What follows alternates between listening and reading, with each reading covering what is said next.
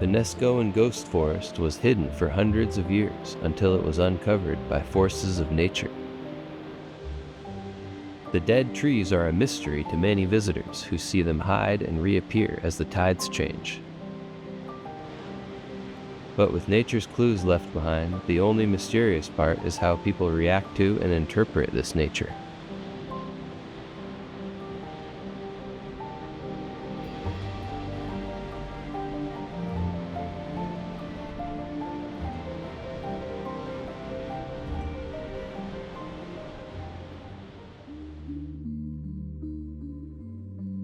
There are many ghost trees or forests along the coast.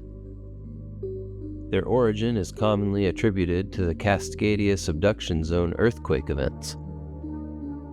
But there are other ways that ghost forests can be created too. This ghost forest is at the northern Oregon coast at a small town called Neskowin. The whole area is named Neskowin, including the town, beach, state park, creek, and ghost forest. The origin of the name comes from an old story where a Native American was heard pointing to the creek and saying Neskowin, which meant plenty of fish. It was later decided to rename it from Slab Creek to Neskowin. The original pronunciation was Neskowin, but like many native names and other things in this country, it was dumbed down and most people today say Neskowin. Speaking of dumbed down, thankfully this site is run by the state, so it shouldn't be affected by the recent cuts to federal land funding. There are two big mysteries to this ghost forest. The main mystery is how it was created. Most people believe this mystery is solved, but you will get two different theories depending on who you ask. Then there is the mystery of simply viewing it. Depending on the tide and time of year, some days it is visible and other days it isn't.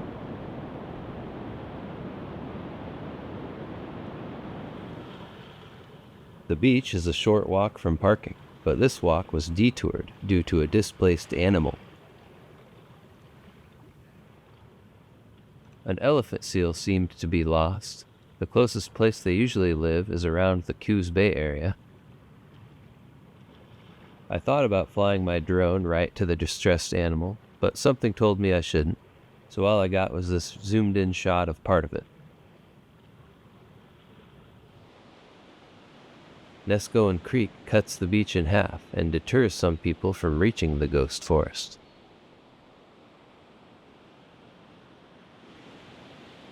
The big rock landmark that can't be missed is Proposal Rock.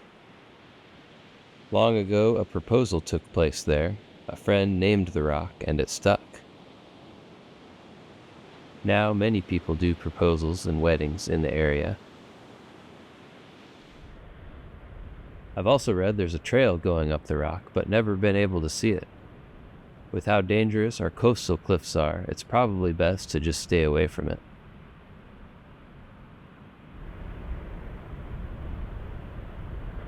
The only way to view the ghost forest is by crossing Neskowin Creek from the state park side.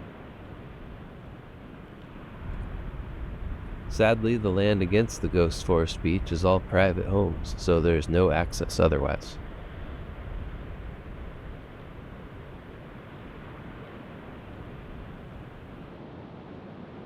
Time of year and tides are very important to a successful ghost forest viewing.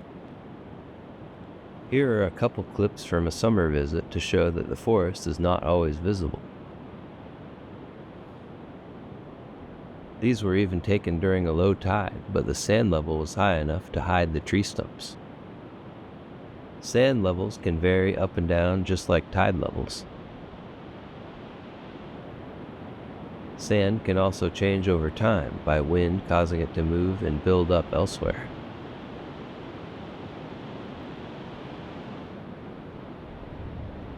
The rest of the footage from this video was from March, which is an ideal time from my experience.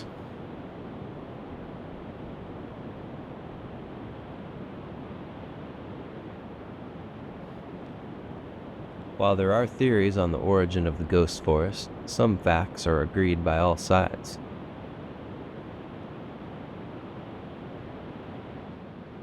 The stumps are about 2,000 years old, which we know thanks to carbon dating. The stumps were mostly hidden for those thousands of years until the 1990s when a heavy storm revealed the stumps. Since they were buried for so long, they were preserved instead of eroding away. Ever since being exposed, erosion has been taking these stumps down quickly, and sea life has been known to use them as a tide pool. On this trip, I couldn't see too much sea life in the stumps. Either I wasn't looking hard enough, or maybe the stumps were very recently still covered in sand.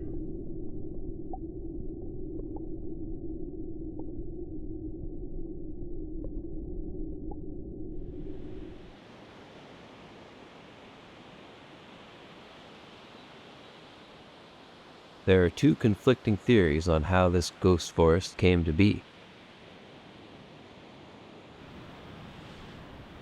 The first theory involves a Cascadia subduction zone earthquake that happened in 1700. These earthquakes have changed a lot of the land and are attributed to the creation of many ghost forests.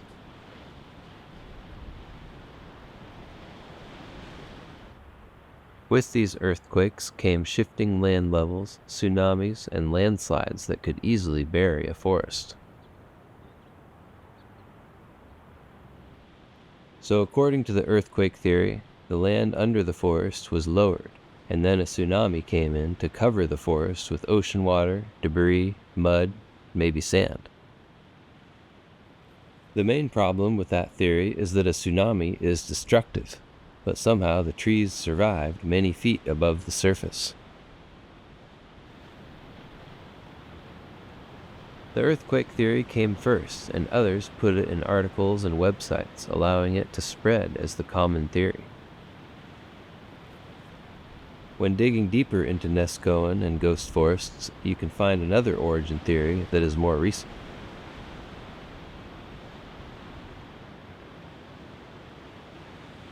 The Dune encroachment theory states that sand slowly buried the forest. Sand naturally shifts over time, moving and creating new dunes. Americans settling coastal towns have fought against this natural process by planting dune-stabilizing plants like European beach grass. Coastal geologists named Hart and Peterson did an extensive study that resulted in this theory or solution. This image summarizes and visualizes the events nicely. First, a rising sea level eroded the shore. Then, the sea level receded and a forest formed on the platform and adjacent sea cliffs. Sand accumulated and buried the forest. The parts of the trees under the sand were preserved, while the rest was exposed to the elements. Erosion removed the sand slowly until a big storm event in the 90s exposed many of them for us to see. Some good proof of this theory is present, like the matching Sitka trees above and the exposed cliff.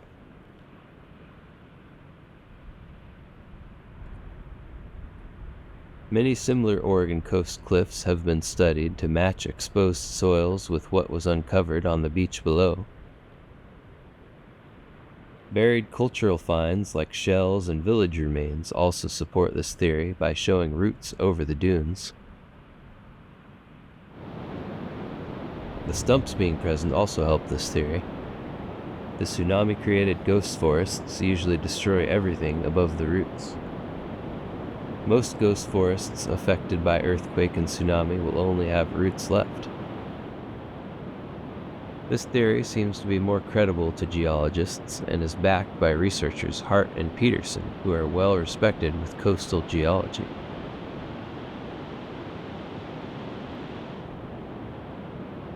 If anything, these conflicting stories are a good reminder to check multiple sources, evaluate which are more credible, and do some thinking for yourself.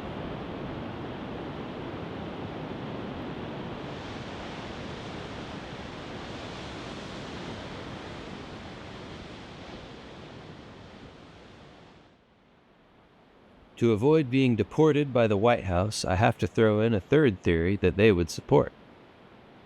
Through various Facebook comments, Doge has found that these old stumps are still collecting Social Security. So like many federal forest lands, they will be eliminated soon.